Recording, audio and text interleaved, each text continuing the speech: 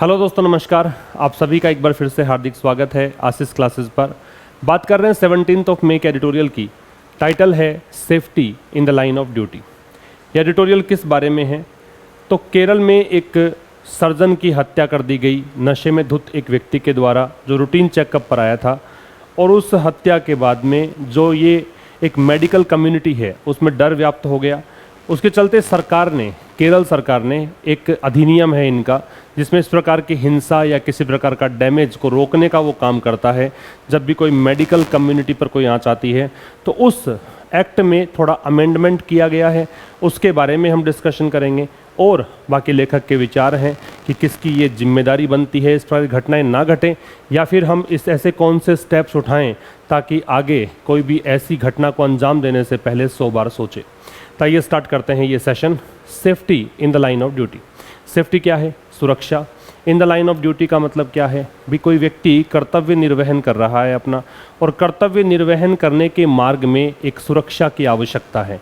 भी डॉक्टर थी, डॉक्टर तो अपना काम कर रही थी, रूटीन चेकअप कर रही थी, और वो नशे में धुत जो व्यक्ति है उसने उनको मार ही दिया। तो ये सुरक्षा चाहिए in the line of duty, कर्तव्य की राह में। ठीक है, तो ये तो इसका मतलब है टाइटल का। अब देखिएगा, medical science is so advance today. आज मेडिकल साइंस बहुत एडवांस्ड है। मेडिकल साइंस की वर्ब इज है। It has extended. एक्सटेंड का मतलब यहाँ पे गिव से है या ऑफर से है। क्या मतलब है? गिव या ऑफर, देना। ठीक है, तो क्या कह रहा है? It has. इट किसके लिए आ रहा है? मेडिकल साइंस के लिए। तो मेडिकल साइंस ने एक्सटेंड किया है, ऑफर किया है क्या? लॉन्गेविटी। लॉन्गेविटी क्या होता है? लॉन्ग लाइफ, लंबा जीवन प्रदान किया है। और क्या किया है? An enhanced quality of life, और जीवन की गुणवत्ता को बढ़ा दिया है, एनहांस कर दिया है। इन वेज, उन तरीकों से, थॉट इम्पॉसिबल, जिन तरीकों के बारे में सोचा गया था कि वो असंभव है इन द पास्ट। ऐसा विचार कब था? पास्ट में। एंड यट, और फिर भी, ठीक है, मेडिकल साइंस ने प्रगति कर ली। मेडिकल साइंस आज जीवन को इन्होंने लंबा कर दिया है, ठीक है, जीवन की गुणवत्ता में सुधार कर दिया है, ठीक है, लेकिन मृत्यु तो शाश्वत सत्य है। तो कह रहा है कि फिर भी life must and in death, फिर भी जीवन का अंत तो होकर रहेगा, और वो अंत क्या होगा? मृत्यु। ठीक है, सब्जेक्ट वर्ब देखेंगे तो मेडिकल साइंस की वर्ब इज है, एक सब्जेक्ट एक वर्ब। इट की वर्ब हैज़ है, दूसरा सब्जेक्ट दूसरी वर्ब। और लाइफ की वर्ब है वो मस्ट एंड है, तीसरा सब्जेक्ट तीसरी वर्ब है ना। तो 3 सब्जेक्ट हैं, 3 वर्ब हैं। लॉन्गेविटी का मतलब लिख लीजिएगा लॉन्ग लाइफ, और ये नाउन है। वैसे भी पता लग गया होगा नाउन कैसे है, क्योंकि ये इसका ऑब्जेक्ट दे रखा है। इट सब्जेक्ट है इस क्लोज का। यहाँ पे अगर देखें हम एक नया क्लोज हम बात करें तो इट क्या है? सब्जेक्ट है। हैज़ एक्सटेंडेड वर्ब है, जिसमें हैज़ हेल्पिंग वर्ब है, एक्सटेंडेड मैन वर्ब है। लॉन्गेविटी क्या है? मैन वर्ब है, सॉरी ऑब्जेक्ट है इसका। ऑब्जेक्ट क्या होता है? नाउन या प्रोनाउन होता है? ये प्रोनाउन नहीं है, नाउन है। टी से एंड भी हो रहा है, इस प्रकार से भी मान सकते हो। ठीक है, आगे देखो। फॉर दोज, उन लोगों के लिए, हु लूज। देखिए ये जो वर्ड है ना लूज, इसकी सेकेंड फॉर्म होती है लॉस्ट, और इसकी थर्ड फॉर्म भी क्या होती है? लॉस्ट। और इसको पढ़ा क्या जाता है? लूज पढ़ा जाता है। इसको क्या पढ़ोगे? लूज। लॉस मत पढ़ना, इसको क्या पढ़ोगे? लूज। तो उन लोगों के लिए जो अपने किसी डियर, डियर का मतलब प्रिय, किसी प्रिय व्यक्ति को खो देते हैं। देयर इज एंगर, तो गुस्सा होता है, अविश्वास होता है, डिसबिलीफ अविश्वास, एंड लैक ऑफ एक्सेप्टेंस, और वो स्वीकार भी नहीं कर पाते हैं, तो उस स्वीकार्यता की कमी होती है। एंड दिस इज समटाइम्स, और कई बार ये जो चीज़ है, ये जो भाव है, इज अनलीज्ड, तो ये जो भाव है वो अनलीश किया जाता है। अनलीश का मतलब होता है रिलीज या लेट गो। मतलब आपने अपने इमोशंस को बांध के रख रखा है, कस के पकड़ रखा है, और एक ऐसा मोमेंट आता है कि सारे इमोशंस बह जाते हैं, तो वो अनलीश है, वो है रिलीज, वो है लेट गो। और कई बार ये जो भावना है कि आपको गुस्सा आ रहा है, ये निकल जाती है किस पर? हॉस्पिटल पर, डॉक्टर्स पर और नर्सेज पर। समझ में आ रही है बात? एक बार फिर समझिएगा। हु से पहले दो जाएगा, ये ध्यान रखना। हु अगर बीच में आता है सेंटेंस के तो उसके पहले कभी भी हम दे या देम नहीं लगाते हैं, दोज लगाते हैं, याद रखना है।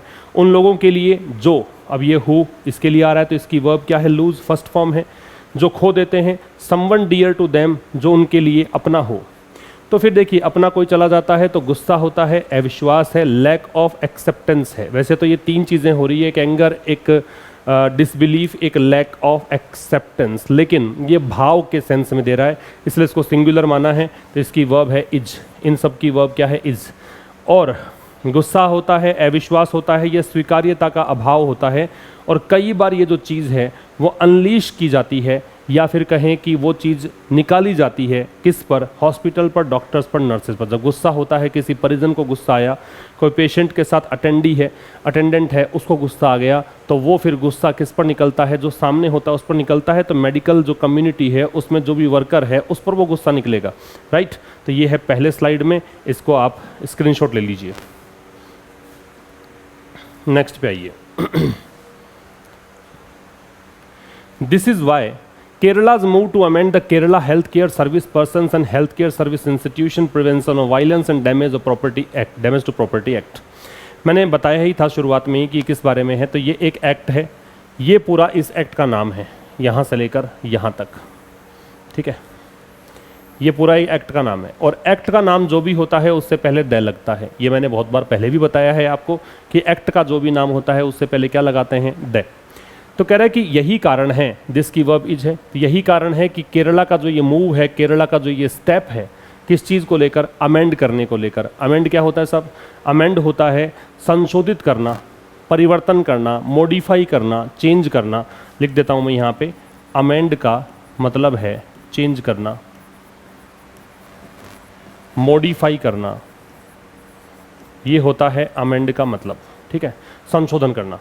तो ये जो केरल का मूव है, केरल सरकार का मूव है कि इन्होंने इस एक्ट में संशोधन किया है, किस लिए? फोर्टिफाई करने के लिए। फोर्टिफाई का मतलब भी नोट कर लो। फोर्टिफाई होता है स्ट्रेंथन करना, मजबूती देना, या फिर कहोगे बट्रेस करना। तो मजबूती देने को बोलते हैं क्या? फोर्टिफाई करना। तो इनका जो मूव है कि इस अधिनियम में संशोधन किया जाए, किस लिए? ताकि और अधिक रक्षा, मतलब जो डिफेंस है, जो सुरक्षा कवच है आपका, और मजबूत किया जाए। अगेंस्ट, किसके खिलाफ? अगेंस्ट प्रेपोजिशन है। Attacks on health care institutions, कि जब हमला होता है किस पर? हेल्थ केयर इंस्टीट्यूशन पर, मतलब हॉस्पिटल्स मान लीजिए, क्लिनिक्स मान लीजिए, एंड वर्कर्स, और जो वहाँ पे काम कर रहे हैं उन लोगों पर, ठीक है। इज, तो ये मूव की वर्ब है इज। ये जो मूव है ये नॉट ओनली वेलकम, ये ना ही केवल स्वागत योग्य है, but is also essential intervention, बल्कि ये आवश्यक हस्तक्षेप भी है। इसेंशियल का मतलब है इंपॉर्टेंट, महत्वपूर्ण, या फिर आप इसे कहेंगे वाइटल। इंटरवेंशन जो है वो इंटरफेरेंस को बोलते हैं, इंटरवीन से बनता है, इंटरफेयर से बनता है, इंटरफेयर से इंटरफेरेंस, और इंटरवीन से इंटरवेंशन। ये होता है क्या? हस्तक्षेप, ठीक है। तो दिस की वर्ब इज है, मूव की वर्ब इज है। अमेंड संशोधन करना है, फोर्टिफाई का मतलब है मजबूत करना। फिर समझा देता हूँ, वैसे समझ में आ गया होगा। एक काम की बात और है, डैमेज जिस चीज़ का हो रहा है उससे पहले टू लगेगा। डैमेज जिस चीज़ का है, ओव नहीं लगाते हैं, ओएफ नहीं लगाते हैं, क्या लगाते हैं? टू लगाते हैं, ये ध्यान रखना है। तो यही कारण है कि केरल का जो मूव है इस एक्ट में संशोधन करने का, किस लिए? ताकि अटैक्स जो हो रहे हैं हेल्थ केयर इंस्टीट्यूशंस और वर्कर्स पर, उनके खिलाफ सुरक्षा को और मजबूत किया जा सके। तो ये मूव ना केवल स्वागत योग्य है, वेलकम यहाँ पे एडजेक्टिव है, वेलकम जो है वो एडजेक्टिव भी होता है, याद रखिएगा, वर्ब भी होती है, ये भी याद रखना। तो ना केवल ये स्वागत योग्य है, बल्कि ये इसेंशियल इंटरवेंशन है, बहुत ही ज़रूरी एक हस्तक्षेप है। इसेंशियल यहाँ पे एडजेक्टिव है और इंटरवेंशन यहाँ पे नाउन है। ये तो साफ साफ पता लग रहा है, TION दे रखा है इसलिए नाउन है, और नाउन के पहले क्या आता है? एडजेक्टिव, तो ये एडजेक्टिव है। क्लियर है बात? ये आपके दूसरे स्लाइड में था, इसका आप स्क्रीनशॉट ले सकते हैं। नेक्स्ट पे आइए। नेक्स्ट क्या है? The death of a young house surgeon. अब ये पूरा घटनाक्रम, कौन हाउस सर्जन है, क्या उनका नाम है, क्या हो गया था। तो देखिए, जो मृत्यु हुई है एक युवती की, एक युवा हाउस सर्जन थी, वंदना दास इनका नाम था, और किस कारण से, किन के हाथों ये मरी है? इनएब्रिएटेड पेशेंट। इनएब्रिएटेड का मतलब नोट करिए, इनएब्रिएटेड। इनएब्रिएटेड का मतलब होता है नशे में धुत, ड्रंक कह सकते हो, या टिप्सी कह सकते हो, या कैंड कह सकते हो, ये सब ड्रंक के सिनोनिम हैं। ये नशे में धुत को बोलते हैं। तो जो ये मृत्यु हुई है किसकी? वंदना दास की। वंदना दास कौन थी? एक यंग हाउस सर्जन थी, और किसके हाथों इनकी मृत्यु हुई? एक इनएब्रिएटेड पेशेंट, नशे में धुत पेशेंट के द्वारा। और किस दौरान? एक रूटीन मेडिकल एग्जामिनेशन के लिए व्यक्ति आया था केरला में। तो ये जो डेथ है इसकी वर्ब है हैज़। तो इस डेथ ने ना केवल शॉक कर दिया है कम्युनिटी को, कम्युनिटी कौन सी है, डॉक्टर्स वाली कम्युनिटी है, ठीक है, तो ये दे लग रखा है क्योंकि हमें समझ में आ रहा है यहाँ पे कि हम कौन सी कम्युनिटी की बात कर रहे हैं।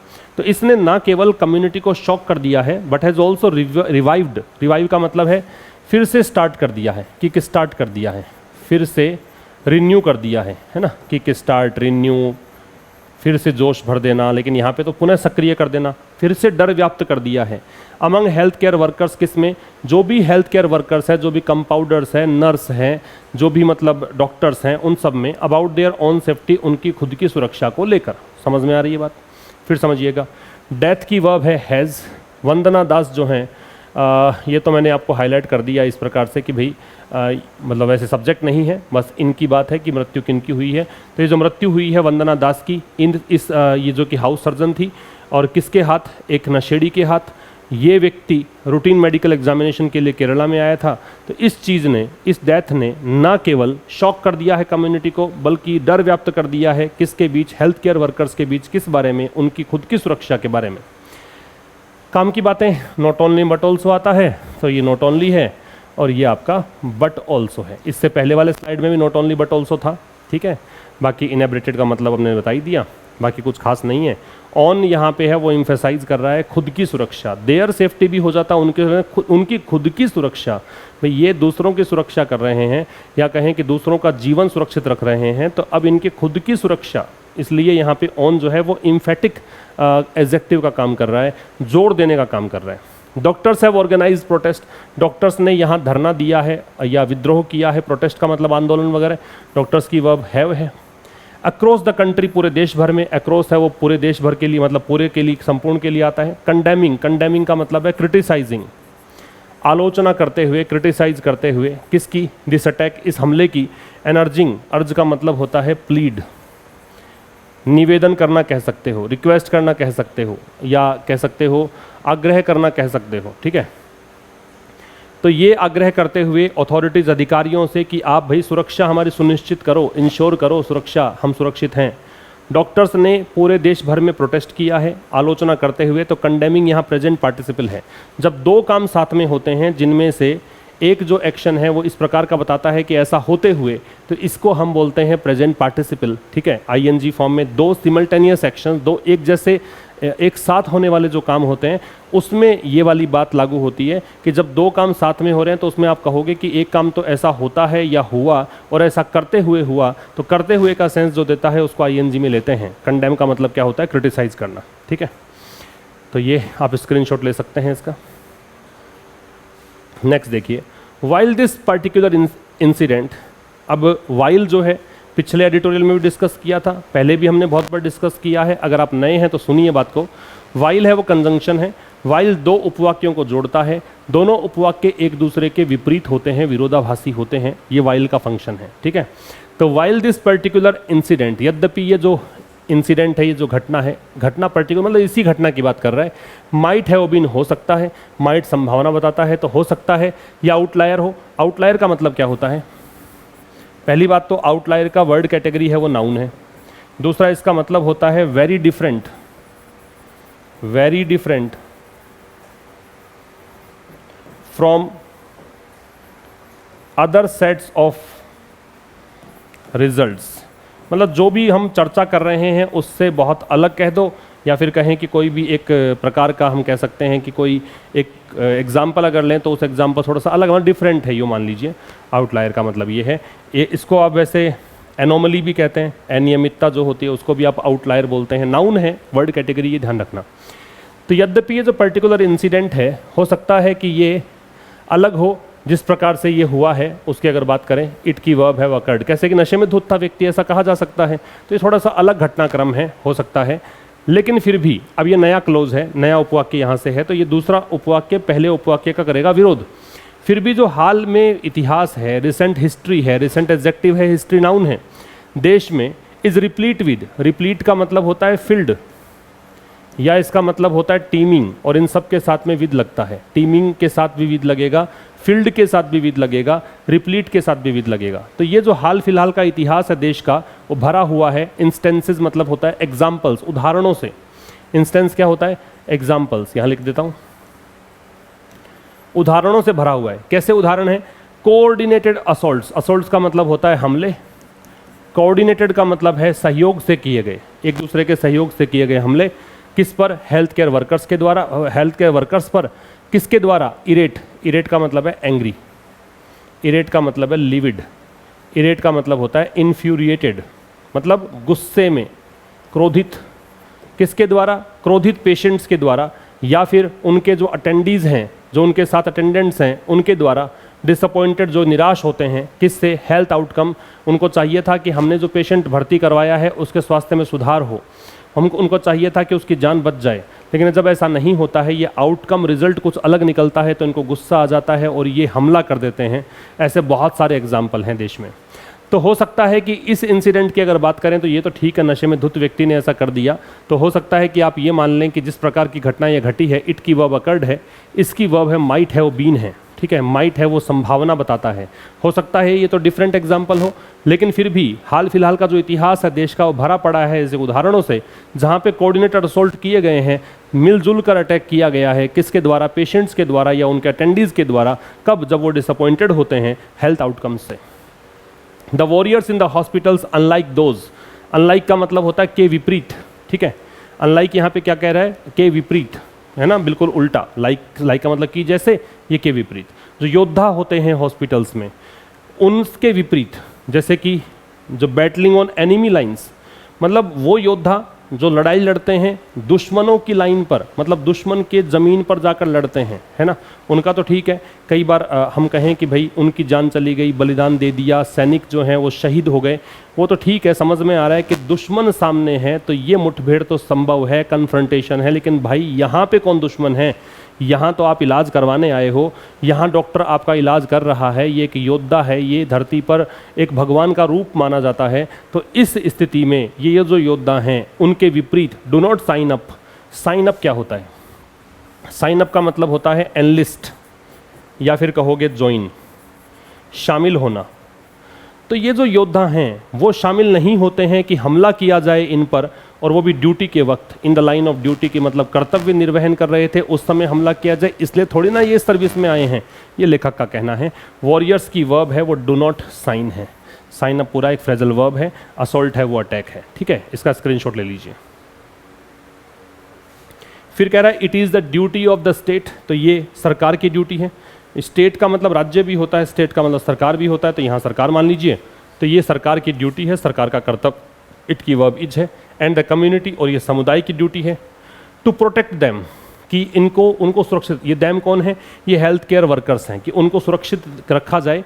एंड इंश्योर, और सुनिश्चित किया जाए। इंश्योर क्या होता है साहब? सुनिश्चित करना।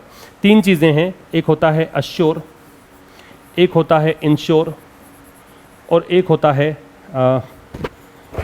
इंश्योर, INSURE वाला। ये जो अश्योर है ये होता है आश्वस्त करना, विश्वास दिलाना, आश्वस्त करना, ठीक है। इंश्योर है ये होता है सुनिश्चित करना, विश्वास दिलाना, और ये जो इंश्योर है इसका मतलब होता है बीमा करना, सुरक्षा देना। इंश्योरेंस का मतलब सुरक्षा ही एक प्रकार से प्रोटेक्शन है, ये मतलब होता है। तो यहाँ पे क्या है, ये इस वाले की बात हम कर रहे हैं, सुनिश्चित करने की बात कर रहे हैं। तो ये कर्तव्य बन जाता है सरकार का, कम्युनिटी का, कि उनको सुरक्षित रखा जाए और ये सुनिश्चित किया जाए कि दे आर शील्डेड, की उनकी रक्षा की जाएगी। शील्ड का मतलब है प्रोटेक्ट किया जाएगा, उनको सुरक्षित रखा जाएगा। किससे? हमलों से, असॉल्ट से, अब्यूज़, गालियों से, वर्बल एंड फिजिकल। हो सकता है कि ये असॉल्ट वर्बल हो सकता है गाली गलौच हो गई हो, या फिर फिजिकल शारीरिक हमला हुआ हो, ठीक है, इन सब से। द केरला अमेंडमेंट, जो केरला ये संशोधन हुआ है, इज प्रोग्रेसिव, ये प्रगतिशील है। अमेंडमेंट की वर्ब इज प्रोग्रेसिव है, वो एग्जेक्टिव है यहाँ पे, तो ये प्रगतिशील है। जिन वर्ड्स के एंड में IVE आता है वो एग्जेक्टिव्स होते हैं। नोट इट डाउन, याद कर लीजिएगा, नोट कर लेना इसको, ठीक है। जिन वर्ड्स के एंड में IVE आता है वो सब क्या होते हैं? एग्जेक्टिव्स होते हैं जनरली। तो जो केरला अमेंडमेंट है वो प्रगतिशील है, जिसके अंदर इट प्रपोजेज, इट आ रहा है कि ये जो अमेंडमेंट हुआ है, ये जो अधिनियम है, वो प्रस्ताव रखता है इसमें to bring verbal abuse and violent acts, कि जो भी वर्बल अब्यूज़ होती है, जो भी गाली गलौच होती है, वायलेंट एक्ट जो भी हिंसात्मक हमला होता है, causing simple and grievous hurt, grievous लिख लो, सीरियस, जिसके कारण कोई साधारण या फिर गंभीर चोट पहुंचती है, अंडर द परव्यू, तो इस चीज़ को लाया जाएगा किसके तहत? परव्यू। परव्यू का मतलब होता है स्कोप, दायरा, रेंज या लिमिट या एक्सटेंट। तो इनको लाया जाएगा इस दायरे में। किस दायरे में? इस अधिनियम के दायरे में, इस एक्ट के दायरे में। ठीक है, अब ये एक्ट के पहले दय आ रहा है, ऐसा नहीं है कि एक्ट नाम दिख जाए वहीं पर दय लगा दो, एक्ट का नाम होना चाहिए तब दय लगेगा। अब आप पूछो कि यहाँ दय क्यों लगा? क्योंकि यहाँ तो हमने एक्ट के बारे में डिस्कस पहले किया है, तो हमें पता लग गया कि ये कौन से एक्ट की हम बात कर रहे हैं, इसलिए दय लग रहा है। ठीक है, तो केरल अमेंडमेंट की वह बीज हो गई, इट की वह प्रपोजेज है, ग्रीवस OUS दे रखा है तो एडजेक्टिव है, परव्यू नाउन है क्योंकि दय के बाद दे रखा है तो ये नाउन है। ठीक है, तो कह रहा है केरला अमेंडमेंट जो है प्रगतिशील है, जिसमें कि प्रस्ताव रखा गया है कि इस प्रकार के हमलों को लाया जाएगा इस एक्ट के तहत या इसके क्षेत्र में। स्क्रीनशॉट ले लीजिए इसका। फिर कह रहा है enhanced jail term. Enhanced jail term मतलब पहले भी जेल की सजा थी इसमें, लेकिन अब उसको बढ़ा दिया गया है ना, इसलिए एनहांस्ड कहा। एनहांस्ड है वो एडजेक्टिव का काम करेगा, पास्ट पार्टिसिपल का काम करेगा। तो एनहांस जेल टर्म का मतलब हो गया जेल की सज़ा जो बढ़ी हुई है, अप टू 3 इयर्स, 3 साल तक की जेल। एंड हैफ्टी, हैफ्टी का मतलब होता है बहुत ही भारी भरकम, वास्ट कह सकते हो। ठीक है, हैवी कह सकते हो, है ना, मैसिव कह सकते हो, बहुत ही विशाल, बहुत ही भारी भरकम। और बहुत भारी भरकम जो फाइन है लगभग 50,000 रुपये का, फॉर दोज, उनके लिए जो फाउंड गिल्टी, जिनको दोषी पाया जाता है। आर, अब आर आ रहा है इन दोनों चीज़ों के लिए, एक तो जेल की सज़ा, दूसरा ये फाइन, इसके लिए आ रहा है are. Are also being prescribed, इसको भी यहाँ पे स्टिपुलेट किया गया है, निर्धारित करना कह सकते हो, इसको भी मेंशन किया गया है, इसका भी जिक्र किया गया है। स्टिपुलेट या स्पेसिफाई क्या होता है? ये निर्धारित करना, निर्धारित करना। ठीक है, स्टिपुलेट कहोगे या स्पेसिफाई कहोगे। तो एनहांस्ड जेल टर्म लगभग 3 साल का और हैफ्टी फाइन 50,000 रुपये का उन लोगों के लिए जिनको दोषी पाया जाता है। ये चीज़ें भी बीइंग प्रेस्क्राइब्ड मतलब इस पर निर्धारित किया जा रहा है, इन चीज़ों को भी इस पर भी जिक्र किया जा रहा है। ये पैसिव वॉइस है, बीइंग के साथ थर्ड फॉर्म दे रखा है। और किसका पैसिव है? प्रेजेंट कंटिन्यूअस, क्योंकि आर के साथ बीइंग दे रखा है। इज़-एम-आर के साथ बीइंग हो तो कंटिन्यूअस टेंस होता है। The government has propose time bound speedy disposal. Disposal का मतलब है सेटलमेंट, निस्तारण, या इसको कहोगे क्लियरेंस, निस्तारण, निपटारा। तो गवर्नमेंट ने प्रस्ताव रखा है कि समय रहते टाइम बाउंड स्पीडी डिस्पोजल होगा, मतलब बहुत जल्दी एक समय दिया जाएगा, उसके अंदर निस्तारण होगा। सच केसेज, ऐसे केसेज का, बिसाइड्स डेजिग्नेटिंग, इसके अतिरिक्त, मतलब एक काम और किया गवर्नमेंट ने, वो ये किया है कि इसने डेजिग्नेट किया है, नामित किया है एक कोर्ट को इन ईच डिस्ट्रिक्ट, हर जिले में एज ए स्पेशल कोर्ट की एक विशेष न्यायालय होगा जो इस प्रकार के केसेस को डील करेगा। 2 चीज़ें काम की है। सच के बाद में नाउन है वो प्लूरल आती है, एक तो ये ध्यान रखें। सच के बाद में नाउन है वो कैसी आती है? प्लूरल, एक तो ये ध्यान रखें। दूसरा ध्यान रखें, डील के साथ 2 प्रेपोजिशन लगते हैं। एक डील के साथ लगता है इन, एक लगता है विद। विद लगता है टैकल करने के अर्थ में, हैंडल करने के अर्थ में, और इन लगता है जब व्यापार करने की बात हो, ट्रेड की बात हो। ये दोनों में डिफरेंस है। ठीक है, डील इन कब होगा? जब ट्रेड करने की बात होगी, व्यापार करने की बात होगी। डील विद कब होगा? हैंडल या टैकल करने की बात होगी। सच के बाद नाउन कैसी आएगी? प्लूरल आएगी। सिंगुलर आएगी तो उससे पहले ए या एन आ जाएगा, ये भी ध्यान रखना। ठीक है, इसका स्क्रीनशॉट ले लीजिए। नेक्स्ट कह रहा है अदर स्टेट्स, बाकी के राज्य। ये तो केरला की बात हो गई। अब अन्य राज्यों की अगर बात करें तो देखो 3 चीज़ें होती हैं, एक होता है अनदर, एक होता है अदर, और एक होता है द अदर। ये 3 बातें आप ध्यान रखें।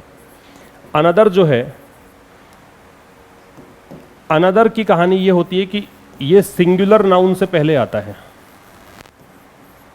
अदर जो है वो आता है प्लूरल नाउन से पहले, और द अदर है ये सिंगुलर नाउन से पहले भी आता है, प्लूरल नाउन से पहले भी आता है। ये होता है स्पेसिफिक, जब हमें पता होता है कि हम कौन से नाउन की बात करते हैं तब की बात है। ये होता है जेनरिक, इसमें हमें पता नहीं होता कि हम किस नाउन की बात करते हैं तो लगाते हैं ये वाला। अब हमें पता नहीं है कि कौन से राज्य हैं, केरल तो है, केरल के अलावा लेकिन कौन कौन से राज्य हैं पता नहीं है, तो इसलिए हम क्या करेंगे?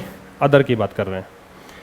तो अन्य राज्यों को ज़रूरत है, ये इसकी वर्ब हो गई, कंसीडर करने की, इंटरवेंशंस की, हस्तक्षेप के बारे में वो भी सोचे। कंसीडर करें मतलब सोचे। ऑन सिमिलर लाइन्स टू, मतलब ऑन सिमिलर लाइन्स का मतलब हो गया ऐसी ही तर्ज पर, इसी तर्ज पर। ठीक है,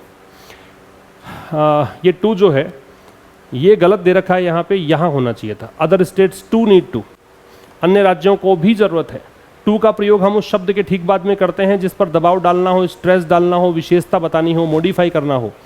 तो यहाँ मॉडिफाई करना था स्टेट्स को, यहाँ पे टू लगना चाहिए, गलत दे रखा है यहाँ पे। वाइल द लॉ इटसेल्फ, अब ये जो वाइल है फिर देखिए दो क्लोज को जोड़ेगा, तो ये जो कानून है, कौन सा कानून, मतलब कोई भी जो कानून इस संदर्भ में बनेगा। इटसेल्फ, अब देखिए सेल्फ जो है ना दो जगह पे काम आता है। सेल्फ या तो लगता है सब्जेक्ट के बाद में या लगता है वर्ब के बाद में। जब ये सब्जेक्ट के बाद में लगता है तो इसे कहते हैं इम्फेटिक, क्या कहेंगे, इम्फेटिक। और जब ये लगता है वर्ब के बाद में तो इसको बोलते हैं रिफ्लेक्सिव। ध्यान रखें, छोटी छोटी बातें हैं लेकिन ग्रामर आपकी स्ट्रॉन्ग करेंगी ये सब चीज़ें। अगर सेल्फ लगता है सब्जेक्ट के बाद में तो ये कहलाता है क्या, इम्फेटिक। और जब सेल्फ लगता है वर्ब के बाद में तो क्या कहलाता है, रिफ्लेक्सिव। तो कह रहा है कि यद्यपि जो कानून है वो खुद उसको ज़रूरत है पोटेंट होने की, पोटेंट का मतलब है पावरफुल होने की, कि उस कानून भी सशक्त होना चाहिए, मजबूत होना चाहिए।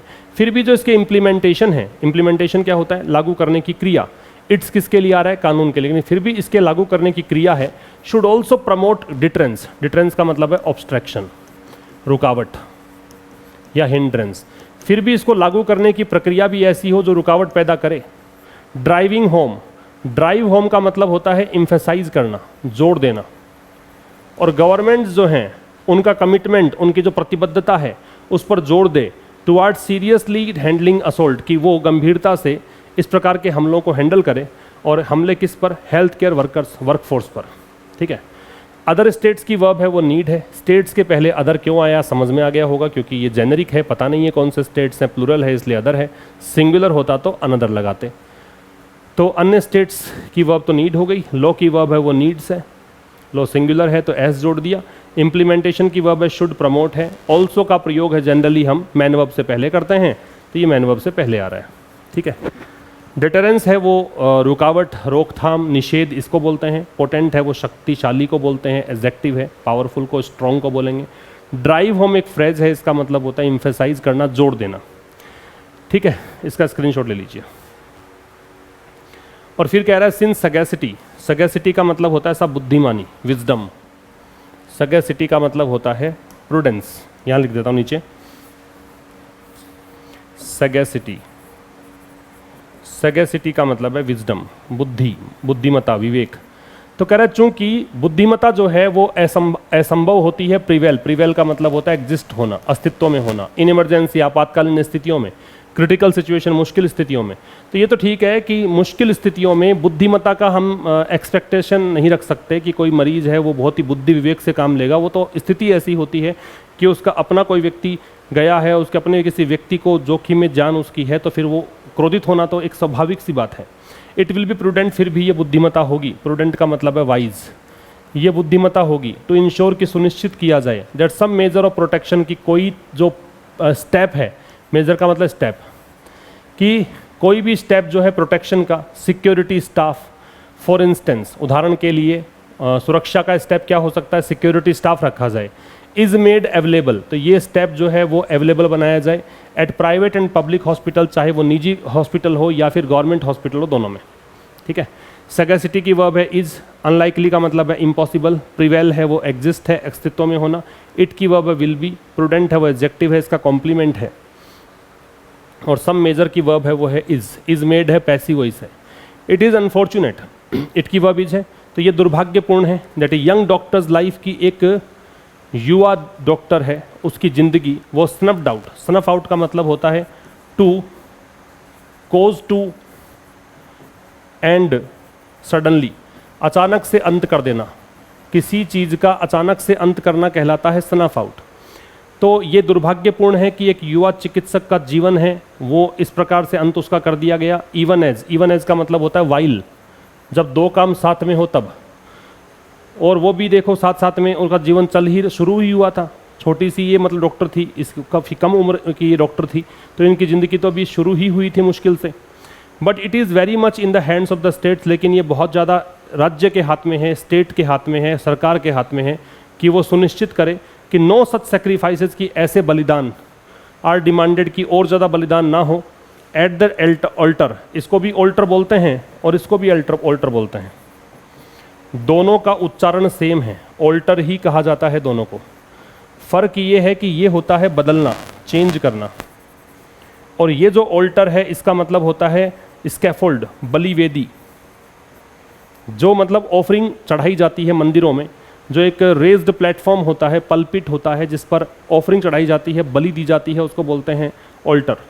ठीक है, तो कह रहा है कि ये ड्यूटी है किसकी? स्टेट्स की ड्यूटी है, सरकारों की ड्यूटी है, राज्यों की ड्यूटी है कि सुनिश्चित करे कि ऐसे सेक्रीफाइसेस और डिमांड ना किए जाए।